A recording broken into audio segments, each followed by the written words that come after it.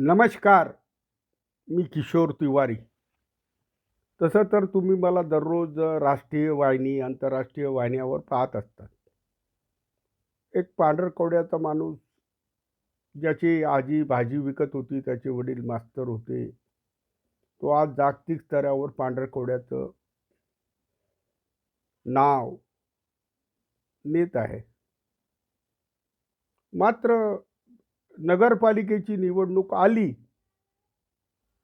की काही दारूवाले, सट्टेवाले जमा होतात आणि असा निरोप देतात, की पांढरकवड्याचे गरीब यांना पैसे दिले तर ते मतदान करतात. मात्र मी मागच्या 5 वर्षापासून या गरिबांच्या एकदम जवळ आहे. इतके प्रामाणिक लोक, इतक्या चांगल्या मनाचे लोक, कष्टानं मेहनत करून आपलं जीवन जगणारे लोक, आपली मुलं मोठी व्हावी, शिक्षण घ्यावं याच्यासाठी अहोरात्र प्रयत्न करणारे लोक, आपल्या जीवनाचं आर्थिक जीवनमान वाढावं याच्यासाठी प्रयत्न करणारे लोक पाहिले. एवढे प्रेमळ लोक, एवढे प्रामाणिक लोक, एवढे धर्माला, देवाला मानणारे लोक जेव्हा मी पाहिले तर मला या राजकीय नेत्याच्या या आरोपावर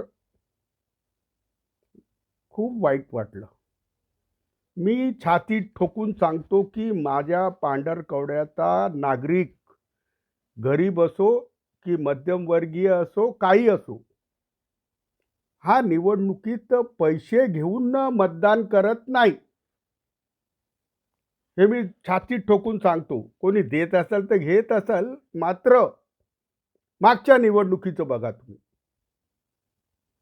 माजी नगराध्यक्ष अनिल तिवारी यांना 4,500 मतं त्यांच्या मुलीला.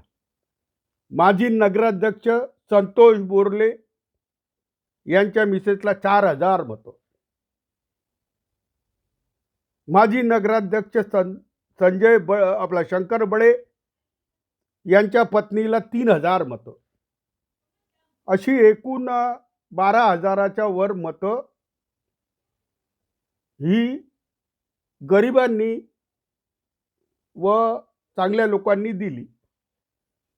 आणि वैशाली नहाते हे 5,500 मतं घेऊन निवडून आली. तुम्ही म्हणाल वैशाली नहातेला सलीम खेतानी खूप पैसे वाटले म्हणून आले, असा प्रकार नाही आहे. अनिल तिवारीनं काम केलं, त्याच्याशी प्रामाणिक लोक राहिले. संतोष बोरले यांनी काम केलं, त्याच्याशी प्रामाणिक लोक राहिले. शंकर बळे यांनी काम केलं, त्याच्याशी प्रामाणिक लोक राहिले. मात्र लोकांना बदल पाहिजे होता आणि पहिल्यांदाच बदल आला. माझे मित्र बच्चू कडू यांनी म्हटलं, की तुम्ही माझ्यावर विश्वास ठेवा, मी प्रामाणिक लोक आणून विकास करणार,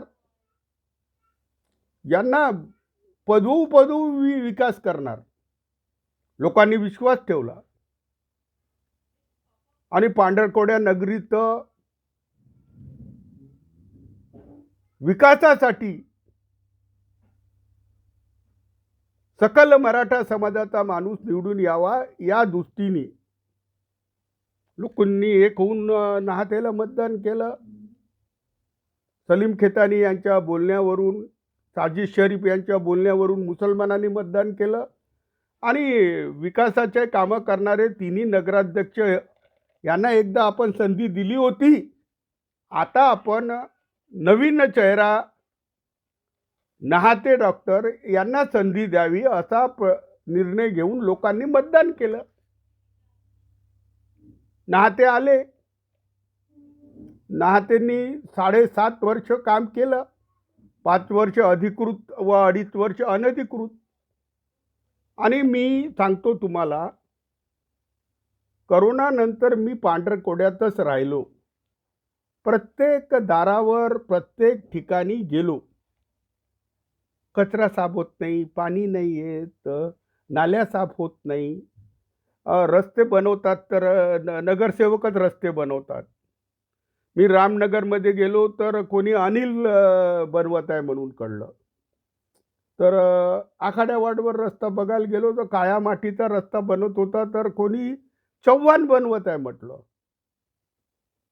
कचरा गोळा करणारी गाडी आहे तर त्याला मी म्हटलं, की "तुम्ही कचरा का गोळा करत नाही?" ते म्हणाले, की "140 कर्मचारी होते, आता 40च कर्मचारी आहे आणि मला कमिशन म्हणून अर्धे पैसे द्यावे लागतात. मी कसं करतो कचरा उचलून?" आता मला सांगा, पांढरकवड्यात मला माझ्या बहिणी म्हणतात, की "आम्हाला मजुरीवर जायचं असते, त्यावेळेसच नळ नळ पाठवतात." आता मी सरकारी रेकॉर्ड पाहिलं तर 24 तास पाणी देणारी नगरपालिका म्हणून पांढरकवड्याची नोंद आहे. मग हे सकाळ संध्याकाळ पाणी कसं देतात? पहिले 6 कोटीची योजना होती, आता 60 कोटीची योजना 50% पूर्ण झाली, पण लोकांना पाणी वेळेवर का देत नाही? घरकुलाचे पैसे येत नाही, देत नाही. लोकांना पुण्याला पाठवून पाठपुरावा न केल्यामुळे पट्टे मिळाले नाही. पण आजचा माझा व्हिडिओ मी याच्यासाठी ठेवला आहे, की तुम्ही पांढरकवड्याच्या जनतेला बेईमान आहेत, पैसे घेऊन मतदान करतात. हा जो आरोप हे राजकीय नेते लावतात, हे चुकीचं आहे. माझ्या पांढरकवड्याचा तो व्यापारी असो, नोकरदार असो किंवा गरीब असो, आपल्या इमानदारीनं मतदान करतो. जर इमानदारीनं मतदान केलं नसतं तर अनिल तिवारीच्या मुलीला 4,500 मतं भेटले नसते. संतोष बोरेले यांना 4,000 मतं भेटले नव्हते. शंकर बडे यांना 3,000 मतं भेटले नसते. हे 12,500 7,500 मतांनी तर नाहते मायनच आहे. पण हे नगरपालिकेचे अध्यक्ष राहिलेले लोक, यांना आपण एक संधी दिली. एक सुशील डॉक्टर उभा आहे म्हणून त्याला संधी दिली. पण तो डॉक्टर सट्टा किंगचा गुलाम आहे हे त्यांना लोकांना माहीतच नव्हतं. आणि भाजपवाले जाणून बुजून बोलतात का पैसे लावणारा पाहिजे, पैसे लावणारा पाहिजे. आम्ही पैसे लावले नाही म्हणून पडलं. आणि श्रद्धा तिवारी ही पैसे कोणाला दिले नाही म्हणून पडलो. म्हणून यावेळेस त्यांनी आमचे लक्ष्मणराव बोरले आहे त्यांचा मुलगा सोनू बोरोले याला उभं केलं, कारण सोनू बोरोलेला मागच्या 3 वर्षापासून पैसे लावायला सांगत होते. सोनू बोरोले हा राजकीय माणूस नाही. हा नागपुरात राहतो, त्याचा व्यवसाय आहे. त्यालाही अध्यक्ष व्हावं असं वाटते. माझ्या शुभेच्छा आहे त्याला. त्याला शुभेच्छा आहे. शंकर बडे याचा कार्यकाळ तुम्ही बघितला, त्यालाही माझ्या शुभेच्छा आहे. माझा म्यानेमार उभा आहे, त्यालाही माझ्या शुभेच्छा आहे. अजून कोण उभा आहे? हा डॉक्टर नाहते पुन्हा उभा आहे. पण डॉक्टर नाहतेला एक संधी दिली आहे, त्यांनी पुन्हा उभं राहायला नाही पाहिजे होतं. पुन्हा काय उभा राहायला मला माहित नाही. 5 वर्ष तर कधी दिसला नाही. 5 वर्ष कोणत्या वार्डात गेला नाही. सोनू बोरले तर राहतच नाही, तर त्याचा विषयच नाही. आणि तसा त्याचा स्वभावही नाही आहे. आता ही निवडणूक आली आहे. लोक म्हणतात की पांढरकवड्यात तुम्ही कोरोनाची खूप मदत केली. लोकांच्या लग्नात कन्यादान करत राहता. तुम्ही लोकांचे घरं बांधून दिले आहे. लोकांना लग्नात प्रत्येक ठिकाणी तुम्ही जाऊन मतं करतात. आजारी लोकांना करतात. लोकांच्या न्यायासाठी भागतात. तर मी सांगतो, जे मी 8-10 कोटीची मदत केली आहे, ती मदत मला पैसे विनोद तिवारी यांनी दिले आहे. आणि पडद्याच्या मागून काम करणारा, माझ्या वडिलाचा वारसा चालवणारा माझा विनोद तिवारी यानं आपल्या खिशातून पैसे लावले आजपर्यंत.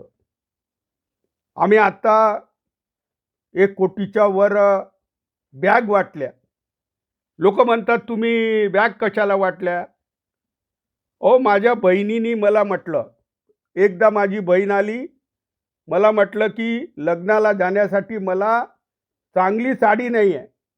मी म्हटलं, साडी तुम्हाला मी पैठणी देणार सिल्कची.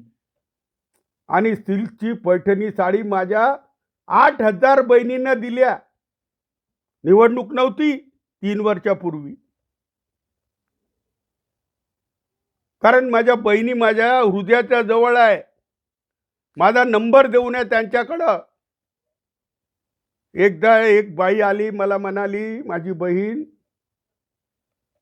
की गावाला जायला बॅग नाही.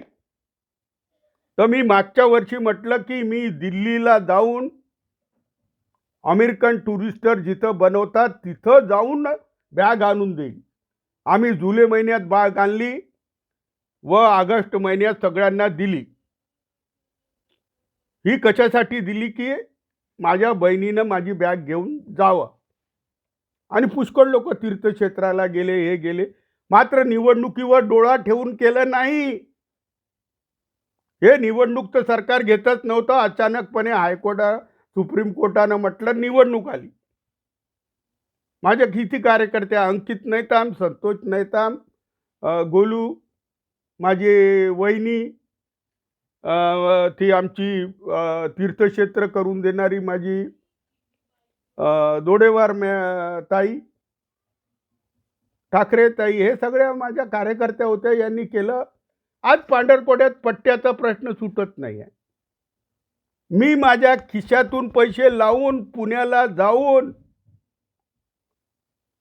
1,000 पट्ट्याचा प्रश्न क्लिअर करत आहे. आणि त्याच्यावर मी वेगळा व्हिडिओ करणार आहे. पाणी घोटाळ्यात वेगळा व्हिडिओ करणार आहे. रस्ता घोटाळा, गल्लीतल्या घोटाळ्यात वेगळं करणार आहे.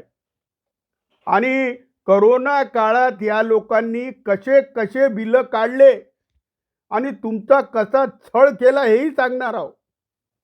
मंत्री दर्जाचा माणूस रस्त्यावर झोपल्यावर यांना जाग आली. मी कोणाला भेट नाही, फक्त देवाला भेटू. देवान मला धाडलाय गरिबासाठी, त्याच्यासाठी भांडणार आहोत. तुम्ही तुमचा निर्णय घ्या, काही घ्या. निवडणुकीचा काय आहे? जेव्हा आम्हाला पाडलं तेव्हा तुमच्या दारावर आलो. निवडणुकीत मतदान केलं नाही तरी तुमच्या दारावर आलो. करोना सेंटरमध्ये किशोर तिवारी दिसे, करोनाच्या वार्डात किशोर तिवारी दिसे. प्रत्येक वार्डात उपाशी आहे म्हटल्यावर त्याच्या दारावर जाऊन किशोर तिवारी दिसे. माझा 1.5 वर्षाचा नातू घेऊन चाललो होतो. माझी मुलगी विदेशातून नोकरी सोडून आली होती. एवढं काय, सोनू बोरले आजारी होता, अमरावतीमध्ये भरती होता, त्याची चौकशी करत होतो. पण मला डॉक्टर नहाते, हे भाजपचे नेते कुठंच दिसले नाही, कुठं दिसले नाही. जे लोक दिसले होते, किसन रोडे झाला, त्याला तिकीटच दिली नाही. आज दादाराव रोडे सारखा माणूस, नारायणराव बोरले यांचा वारसा घेऊन चालणारा संतोष बोरले, भाऊसाहेब मरापे, हे सगळे माजी नगराध्यक्ष, पांढरकवड्याला विकासाची दिशा देणारे अनिल तिवारी, हे सगळे विनोद तिवारी सोबत आहे. तुम्हाला माहित नसेल, विनोद तिवारी हे भारत सरकारमध्ये उच्च पदावर काम करून आलेले लोक आहे. महाराष्ट्रातील मुख्य सचिवाच्या पदावर काम करणारे आहे. त्यांनी सगळे पद लात मारून तुमच्या दारावर आले आहे का सेवा करतो म्हणून. हे लोक जेवढे पैसे खातात ना, तेवढे पैसे तर आम्ही तुम्हाला विकासासाठी स्वतःपासून देऊन करू. आज आमची विकासाची संकल्पना आहे. तुम्ही या निवडणुकीत उमेदवारांना विचारा, की तू पैसे किती खाणार आणि काम कोणतं करणार, लोकांचं काम कोणतं आहे. का तू सलीम खेतानीच्या ज्या जमिनी घेतल्या आहे त्याचे लेआउट पाडून देणार आहे, त्याले रस्ते करून देणार आहे, आतिश नगर किती वसवणार आहे. पांढरकवड्याला लागलेली कीड काढण्यासाठी देवानमल धाडलाय. मी दररोज 7 AM या चॅनलवर पांढरकवड्याच्या जनतेशी संवाद साधणार आहे. सगळ्या गोष्टी माझ्या बरोबर नसतील, मी चूक करू शकतो. माझा बोलण्याचा रोगच असा आहे. पण माझ्या पांढरकवड्याचे लोक बेईमान नाही. त्यांना पैसे खाणारे बेईमान म्हणू नका. तुम्ही नगरपालिकेतून 100 कोटी खाऊन यांना 2 कोटी वाटणारा, 5 कोटी वाटणारा, तुम्ही आमच्या माय बहिणीला दारू पाजून त्यांचा संसार उद्ध्वस्त करून ती कमावलेली रक्कम वाटणारा, ही पापाची कमाई घेऊन आले तर लुटून टाका यांना. यांचा काय गरिबाची संबंध, यांना दुःख काय समजते. मला संताप खूप आहे.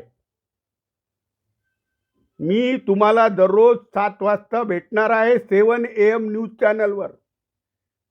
आणि यांची सगळी पाप 5 वर्षातली आणि काय काय घाण करून ठेवली हे सांगणार आहे.